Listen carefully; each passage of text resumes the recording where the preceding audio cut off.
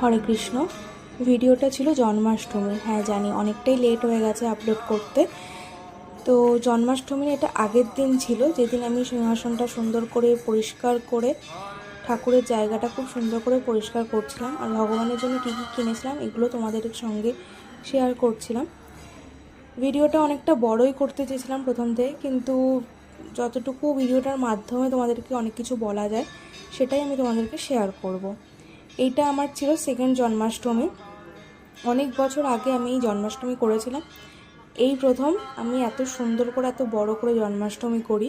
জন্মাষ্টমীর দিন ভোরবেলা ঘুম থেকে উঠে সুন্দর করে স্নান টান করে মঙ্গল আরতির জন্য বসে পড়ি। আর খুব বৃষ্টি পড়ছিল সেদিন।